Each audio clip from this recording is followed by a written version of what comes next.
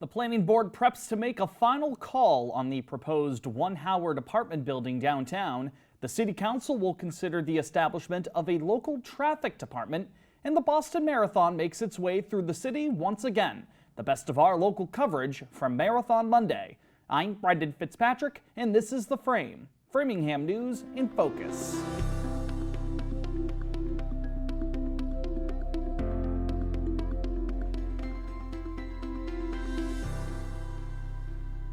Hello and welcome to The Frame, an initiative of Access Framingham. We start with the most recent Planning Board meeting, as the body will be preparing to give their final say on the proposal to build a 6-story apartment building in the downtown area. One Howard LLC, a branch of the Boston-based City Realty Group, has been in talks with local leaders to develop a residential complex at a plot adjacent to the city's commuter rail station and the Armenian Church of the Holy Translators. That scope of work has been reduced in recent months, as the plan now features 89 residential units and 109 parking spots. During their meeting last Thursday, April 17th, most members of the Planning Board commended the reductions made throughout the process, and that they're generally on board with the plan, though Mitchell Matorin still expressed concerns about the One Howard project's size and location, reiterating worries he had last month about how the building could look, especially when viewing it from Waverly Street to the south. I still think that the back of it, where it's currently 6 stories, is too tall. It overwhelms the other things in the immediate vicinity, and I would like to see it shrunk down additionally. Matorin said he could be willing to approve of a 5-story building, but the One Howard team contended that they've reduced the blueprint as far as they can. Planning Board Chair Christina Johnson said the project is a plan that the Downtown Central Business District was created to provide. This is kind of what the zoning, if I'm talking about legislative intent with town meeting, that this is what it was for, was to develop next to a train station and make it transit oriented. The public hearing regarding the One Howard plan has been closed, as a draft decision will be created prior to the Planning Board's meeting on Thursday, May 1st. From there, a final vote from the group will follow. The Framingham Traffic Commission recommended the creation of a traffic department during their meeting on Tuesday, April 22nd, as the topic will now be passed along to the City Council. After being included in the local charter, a study to see how other municipalities organize their own traffic departments was published in 2020. Since then, however, no action has been taken. This new traffic department would become a part of the Department of Public Works, with the city's Lighting and Signals Division looped in as well. A traffic director would report directly to the DPW director, but the traffic division would not be responsible for the enforcement of rules on the road. The police department would still cover that. DPW Director for Framingham Bob Lewis said that putting multiple municipal groups under one umbrella while meeting the language of the city charter is a smart idea. It's another level of consolidation and efficiencies that the city councils have been promoting. There's a lot of synergies between those departments. Traffic Commission members explained that grants, city appropriations, and mitigation funds would cover the initial and ongoing costs for a new traffic department. The City Council will now be taking up this matter for final approval. More details on the key stories you see every week on our show can be found at www.theframe.news, the latest source for local news. There, you can also find full feature pieces we've completed across Framingham, a calendar filled with upcoming events in the city, and more. Subscribe to our email newsletter to ensure that you never miss out on Framingham News in Focus.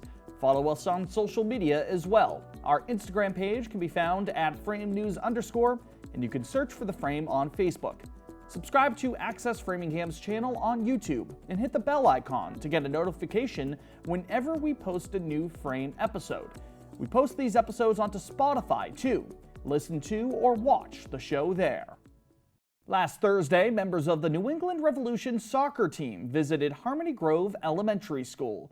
Local students got the chance to rub elbows with some professionals, forwards Malcolm Fry and Marcos Diaz, as a part of the team's series of youth clinics across the region.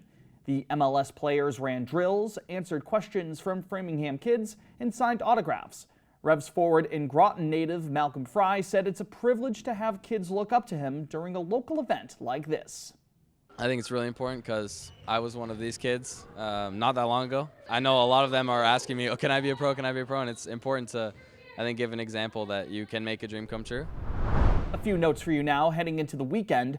First off, local drivers are advised that CSX will continue the work to make emergency rail repairs along California Avenue through this Saturday, April 26th, pending the weather.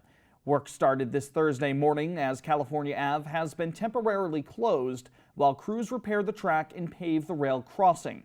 Traffic in the area is being detoured onto New York Avenue, as signage and police details in the area will be directing drivers where to go. Plus, Framingham will be taking part in National Drug Take-Back Day this Saturday. Residents will be given the opportunity to get rid of unused or expired prescription medications, over-the-counter drugs, pills, capsules, tablets, and patches at the Memorial Building's parking lot. Those medications will be safely disposed of in order to prevent misuse and to protect the environment. The drive-through event will run from 10 a.m. to 2 p.m. Saturday will also mark the return of the Framingham Earth Day Festival. Residents are invited to the Center Common from 11 a.m. to 3 p.m. to hear from their neighbors, along with other local groups and businesses, about what they're doing to promote eco-friendly initiatives and practices. Planners for the fest are encouraging attendees to either walk or bike to the event. The MWRTA will also be offering a shuttle bus to and from the downtown area for the festival free of charge. The rain date is the following weekend, Saturday, May 3rd. And finally this week, a preview of our frame-by-frame segment. This past Monday marked the 129th running of the Boston Marathon. Tens of thousands of runners, wheelchair riders, and hand cyclists finished the journey from Hopkinton to Boylston Street this week, while about 500,000 spectators lined the 26.2-mile-long course to cheer the participants on.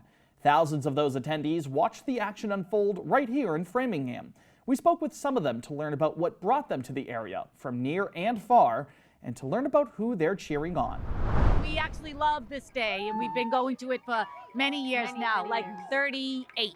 He was the laziest person we knew, and then during COVID, he just took up running and never stopped. The camaraderie, people coming around and coming together for a common cause, I think is always something special. As always, that full frame-by-frame segment can be found on our website, theframe.news, along with Access Framingham's YouTube channel. That's all we got for this week's Framingham News in Focus. We here at The Frame would like to congratulate everyone who took part in the marathon this week, and we'd also like to thank you for watching or for listening. My name is Brendan Fitzpatrick. We'll talk to you next week. Take care.